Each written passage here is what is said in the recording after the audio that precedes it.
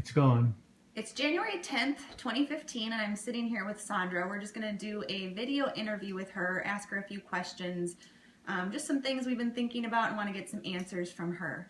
Sondra, I ask that when I do ask these questions that you keep your answers within a limit of like 1 to 2 minutes, okay? I'll try. Okay. We'll start out with some simple questions just like we did with my dad. First of all, what is your full name? Sondra Lee Parks Duffy Davis. Do you want to explain your name? My name is Sondra Lee. I was not named after anybody. In fact, I was named an individual name because my mother wanted me to be not like anybody else. And of course, Parks was my maiden name.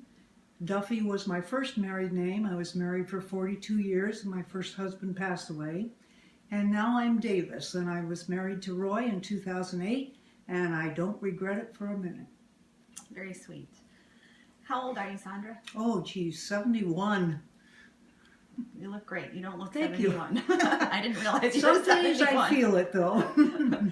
Wow, okay. So, like I said, we're going to do some simple questions. Do you prefer sweet or salty food? Oh, salty, salty, salty. You don't even really like sweets, or? No. If I crave something that's salty, I will eat dessert, but I don't have any favorite desserts really to speak of. I don't dream about them, but I do dream about popcorn and potato chips. Nice. And what are some of your hobbies? Reading, computers. I don't like to cook. I used to like to sew. I sewed almost all of my wardrobe during my working years. But I don't do that so much anymore. I don't need that many clothes. Do you have a sewing machine at home? Oh, yeah. Okay. Yeah. And you said you like to read. What types of books do you read?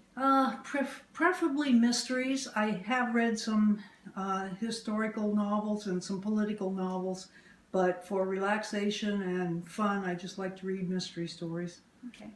Do you find that you're able to solve the mystery before the author writes it? Sometimes, and what I really like is one that I can't solve, the quick twists and everything, and those are really my favorites. Okay, very nice. Who has been the most influential people or person?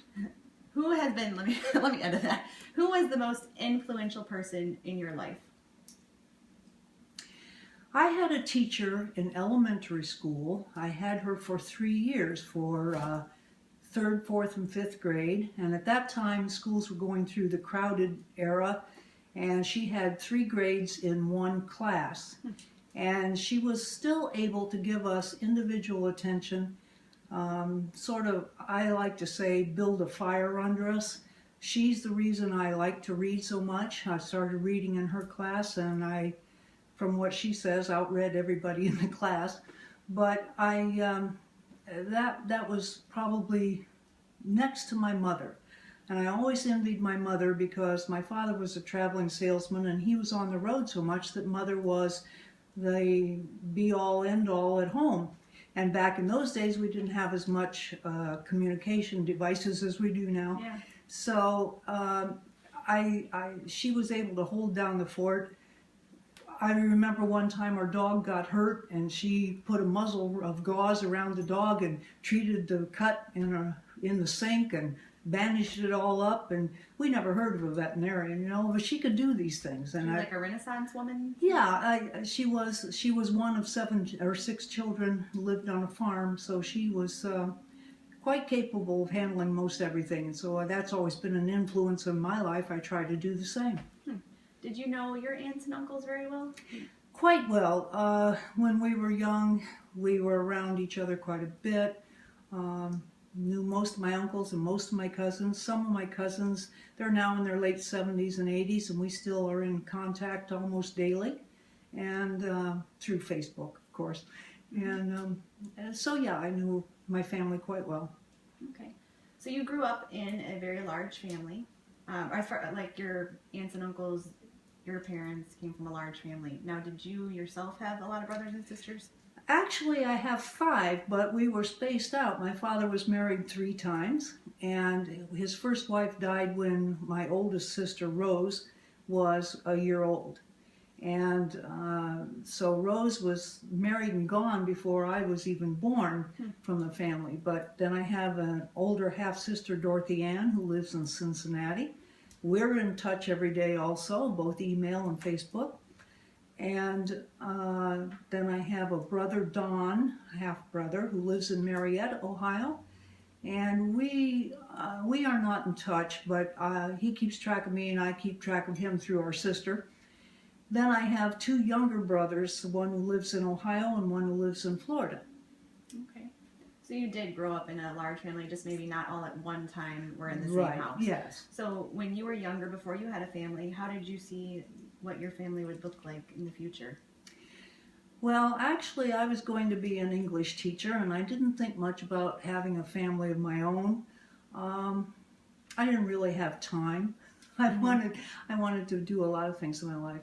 And a lot of them I have accomplished. So I didn't give too much thought. I would not trade the families, the two children I have, and my grandkids and my extended family. Mm-hmm. But I never gave it much thought when I was younger. I was always too busy thinking about doing something. It's interesting. When did you realize you were first a grown-up? I'm still trying. I mean, there are days when I feel like I'm older and experienced, and there are days when I just want to have fun. Mm-hmm. Still a kid at heart. Right. Can you tell us the most fearful moment in your entire life? Oh, I don't even have to think twice about that. I was riding the motorcycle back from Dearborn, Michigan, coming I-94 on south of Benton Harbor and around the bottom of the lake. It was raining like torrential rains. And we were running among a bunch of semis, and of course they were throwing water up. You couldn't see anyway, and they were throwing water up from the bottom. Water was coming from the top, and all I could see was my husband's tail light ahead on his bike, and he said he was following the semi lights ahead of him. If they'd have gone off the road, we would have too. If we'd have gone down, we'd have been run over for sure. When the sun came out on this side of the lake, it was such a relief. Then that was the time I was scared for my life. Wow. It's pretty intense. It was. Do you have a memory of the earliest moment in your entire life, or what's the earliest memory that you have? When I was about 3 years old, as I said, my father was a traveling salesman. We were in Florida, and we happened to have my grandmother with us. I didn't have any siblings yet, and my father had parked the trailer on a sandy area. Well, the wind had come up overnight and shifted the sand somewhat, and he was trying to pull us out. And I remember my grandmother and I were in bed in the trailer, and every time he'd pull forward, the trailer would slide back, and she'd say, "Oops, here we go in the gopher hole." And that's the earliest remembrance I have as a child. Very neat. And lastly, could you share with us the proudest moment in your life? Well, I think I have two. One was the first time I became a non-exempt employee. When I got my promotion in 1974 from the worker bee to the management bee, and I'd done it on my own in a man's industry, I really felt like I'd accomplished something. And I think, excuse me. It's okay. I spent 29 years of my life with that company. Mm-hmm. And it means a lot to me. Absolutely. And the second time, I think, was when my daughter graduated college with 2 masters.